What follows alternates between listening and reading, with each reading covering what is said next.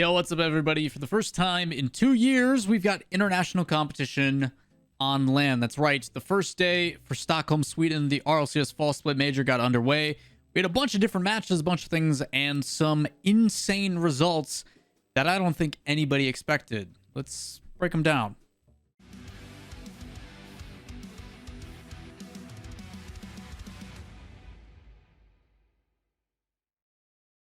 What's up, everybody? Hope you guys are all okay with the later upload time. I'm going to be posting these videos throughout the week at a time a little bit longer. So not only can you watch yesterday's matches, but also today's matches, then the video will come out. So these will be posting pretty late in the afternoon. But we've got a lot of matches to get through. If you guys are not sure what the heck I'm talking about, it's the Fall Split Major. We have 16 teams from 6 different regions because SSA is not able to come and compete. And APAC is both North and South, but only one team gets sent. So we do have 6 different regions competing: North America, South America, Europe, OCE, MENA, and then APAC. We've got 16 teams that are coming to compete. We've got Energy, G2, FaZe Clan, Envy, and Complexity from NA, Endpoint, Dignitas, Team BDS, Team Semper, and Team Vitality from EU, Ground Zero Gaming and Renegades from OCE, Furia and Era Eternity from South America, Tokyo Verde from APAC, and then you've got Sandrock Gaming from MENA. These teams are then going to face each other in a Swiss format. If you guys don't know what Swiss is, you take the number 1 seed versus the number 16 seed, 2 versus 15, etc. They play their first match. Whichever teams go 1-0 will play each other. Whichever teams go 0-1 will play each other. And they keep doing that until it is either 3 wins or 3 losses. So the next round, teams that are 1-0 play each other. Some teams go 2-0, some teams go 1-1, some teams go 0-2. Play each other until we are eliminated and down to our top 8, which will then play in a playoff bracket. Wednesday, Thursday, and Friday are those Swiss stages, with Saturday and Sunday being the playoff bracket. This should be very familiar to those that have been watching the Fall Split so far. What should not be familiar to you is how these results played out. I'm going to go in order of how these matches played, and it's a little bit more difficult simply because of the fact that there was 2 streams going on at the same time. So I'm going to go on these in order of basically how I watched them. I was getting tattooed all day yesterday, and my arm still hurts a lot. I would show you, but there's blood and plasma everywhere. It's kind of gross, but tattoos need to heal, so that's the way it goes. But I was watching these and was glued to my phone because these results were absolutely insane. This is me letting you guys know ahead of time that these are going to be spoilers if you have yet to watch the matches from the day before. We're going to start in round 1, and we kicked off the stream with some pretty interesting stuff. Obviously, there's some new casters and new faces to the broadcast. Wavepunk is hosting. Orb is doing like stage interviews and stuff. There was 2 parts to the set. There was the desk, and then there was the what was deemed the Swiss Abyss, where it has all the teams where they prep and practice and play their B-stream matches. Then there's the main stage, which is the hype chamber, where they use all the fancy graphic stuff. Now that we got format and the stuff about the broadcast kind of out of the way, let's talk about the actual matches. Just as a heads up, my brain is just completely mush. Even though I'm laying there doing nothing with a tattoo, a lot of blood loss and everything else, I'm pretty tired. So I'll try to get through these the best of my ability. But we'll go through these pretty quick. My recommendation, if there's any series that sound good, go back and watch them. All the links and stuff can be found in the bracket. Link down below in the description. First was Envy and Ground Zero. Envy does beat Ground Zero, but it ends up going to 5. There's an overtime in there as well. They do trade wins every single game. So Envy wins, then Ground Zero, Envy back and forth. Envy didn't look all that great. This was a match that I thought was going to be pretty one-sided. I thought they were going to come out and dominate pretty heavily.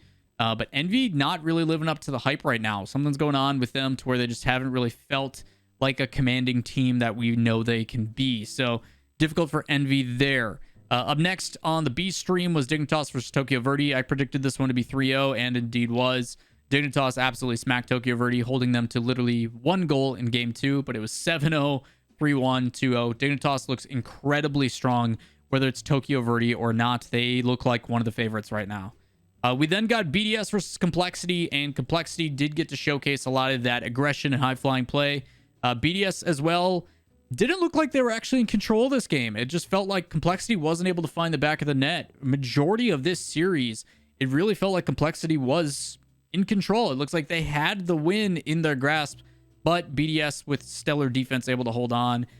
Very, very tough series for them. 2 OTs, both going about 50 seconds, which, ironically enough, BDS won both of those. Those were the difference maker. But it's unfortunate for Complexity. They did give a good showing. They looked like the better team It'll be interesting to see how they bounce back in the lower bracket, as we didn't get to see them in a second match on the day. We only did the high stuff in round 2, and I'll show those eventually. But BDS ends up clutching out a win. That one also goes to 5. On the B stream then was Energy versus Era, and Energy with those nerves gives up the first game. A little bit shocking. Energy a little bit spooky, dropping one game to Era, 1-0, doesn't get a goal. And you're like, okay, Energy, what's going on? Is everything all right? To which they then win 3 in a row. They close it out 3-1. But I will say, next game was an OT, 3 minutes, 22 seconds. Next game after that was 11 seconds. Then the game after that, they do close it out 3-0. So very similar to years of the past, where Energy, when they go up against South America, looks a little iffy, but then eventually they get their bearings and they close it out. I will say Squishy is going to be my main focus for Energy. I don't think he gets enough credit in what he does on offense and defense, and when he tends to show up at LAN, he looks like one of the best players on the team. Squishy is getting a lot of my attention and a lot of my focus this weekend. Energy does end up beating Era 3-1. They move on. We then go into, if you guys didn't watch my video yesterday, my number 1 match of the first round. It is Sandrock Gaming versus G2, and boy, oh boy, did it not disappoint. Unless you're a G2 fan. Sandrock Gaming swept G2. And yes, you heard that correctly. Swept G2. G2 was held to 2 goals in an entire series. Sandrock beat them 1-0, 3-2 with an OT minute 27, and then Ahmad hit the nastiest redirect at 0 seconds to close it out. This was tough because I'm like laying down trying to get tattooed during this, and like trying to sit still while the Mina's popping off, and I'm like, what the heck? So yeah, shout outs to Sandrock Gaming. They look like the real deal. I talked about how this one was going to answer a lot of questions for me. I still think G2 looked pretty solid, but man, Sandrock is not someone to mess with. They look really, really good. So really happy about their results. And it only gets one-upped by the following situation. You've got Endpoint, the number 1 seed, playing Renegades, the 2nd seed from OCE.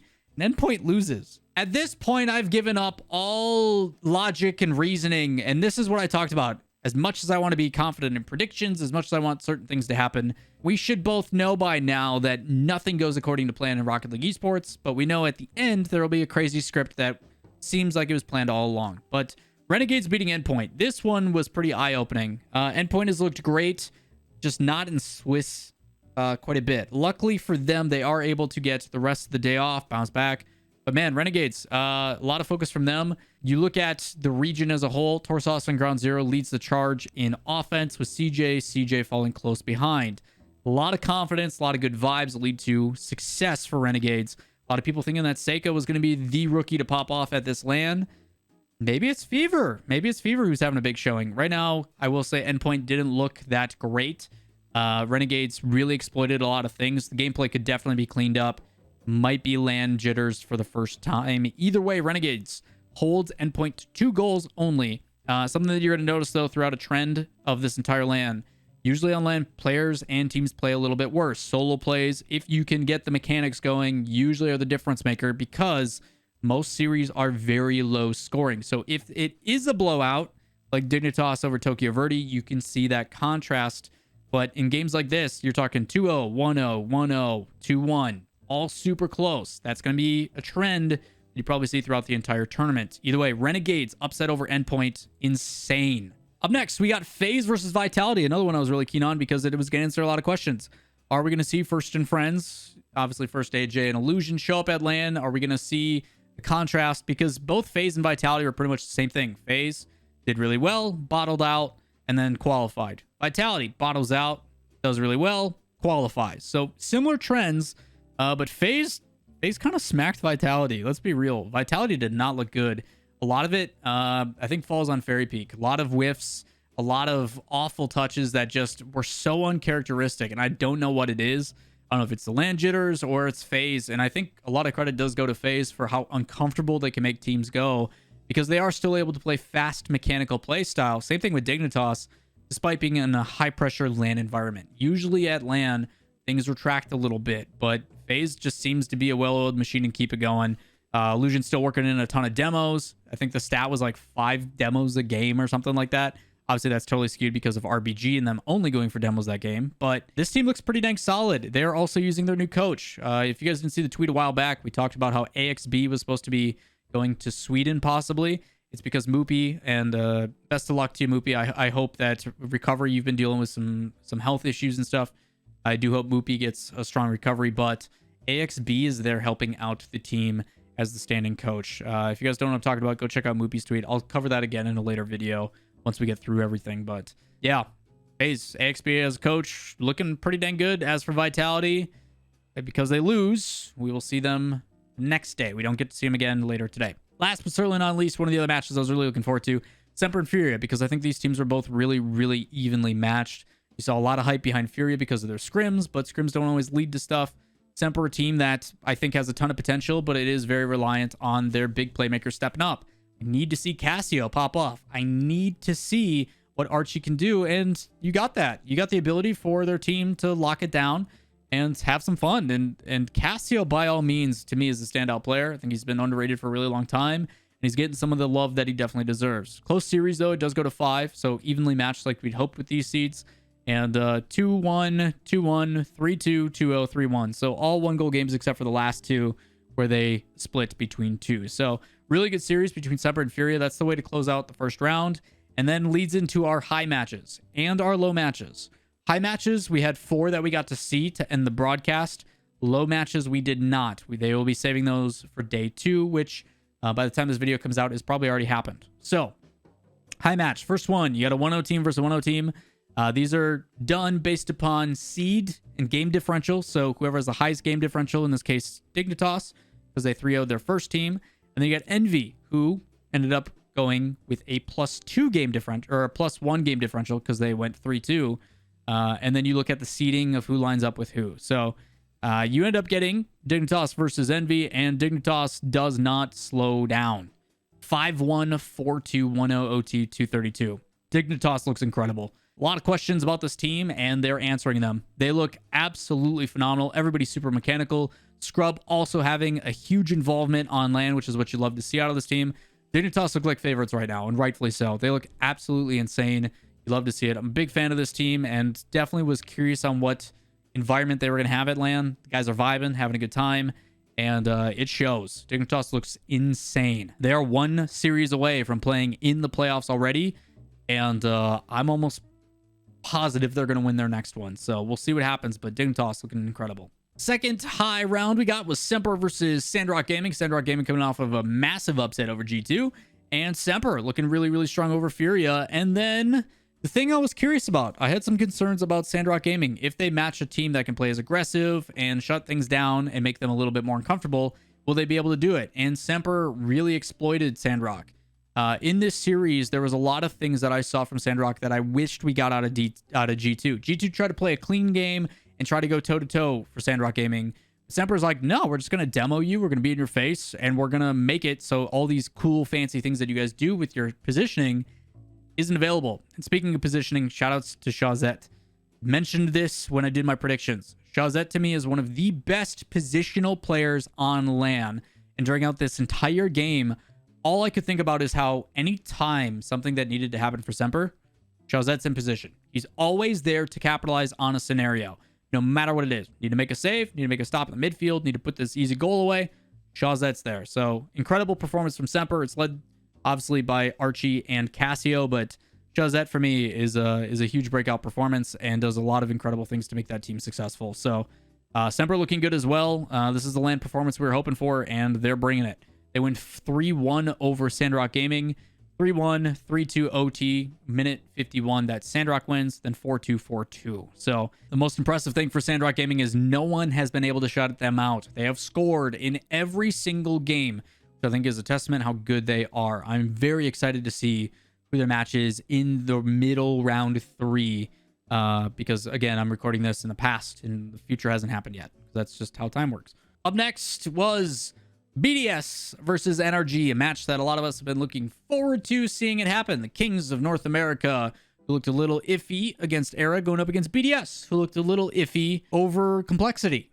And Wojtek, you want to just show the tweets? You want to... Yeah, BDS won, and wasn't really that close. I mean, obviously NRG looked okay, but BDS really took it to them. 1-0 in game 1, 2-1 in favor of NRG game 2, 2-1, and then a 1-0 OT, 323 favorite BDS. They went 3-1 in the series, and a lot of people, you know, with NRG being the favorites and all this kind of stuff coming through, BDS showed, like, at the end of the day, the only thing that matters is getting a win. It may not be the cleanest, it may not be the most dominant like we've seen, but this, I think, really summarizes their season up to this point. They may not be winning everything. They may not win the grand final at all, but with consistency, they find themselves in good position. And this is kind of what this match feels like to me. May not look the cleanest, may not look the absolute best, but ultimately it's consistent play and it's reliable play, which is ending them top 3 almost every single event. That's a big deal. And that BDS showed up here and ended up getting the win when it matters. So now BDS also finds themselves in a position to qualify for playoff bracket, which then it's a coin toss, I think. But BDS over NRG, big match, crucial match, and shows BDS is the real deal. I will say, and I don't want to diminish the results of anybody, I do have a little bit of an asterisk around this LAN just because there is no crowd. I do think that makes a bit of a difference. If you were to go to a LAN, I think this is the one to do it as a rookie. But it will be interesting to see how the experience here plays when things kind of go back to normal. So excited to see a lot of these teams stepping up and showing up, because a lot of the favorites have been dropping. Looking at Endpoint, looking at Energy, looking at a bunch of these teams like G2. So pretty crazy stuff. It was also the first time I think that G2, when it came to the fan vote, was not the favorite in the poll in the chat. It was actually insane. So Sunless Khan, Sandrock Gaming, getting the fan vote. It's been pretty crazy. Last match of the day, FaZe versus Renegades. CJ, tall order. This is one where I think they just got outclassed by mechanics. They kept it close though. 1-0, 2-1, 2-1, 2-1.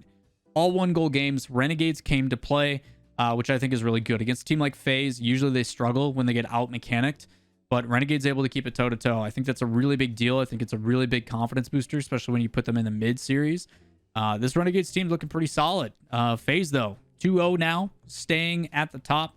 But Renegades, I will say, I'm really proud of them, actually. It's really tough to kind of be the butt end of your region for a really long time. No matter how well you play, you've always kind of come in as the lesser team for whatever reason, even though they still compete very, very well. And I'm talking more so the teams that CJ is on rather than just like the Renegades name in general. Even though Ground Zero and Renegades are the two teams and Ground Zero is the top seed, it is impressive to see Renegades show up and kind of perform.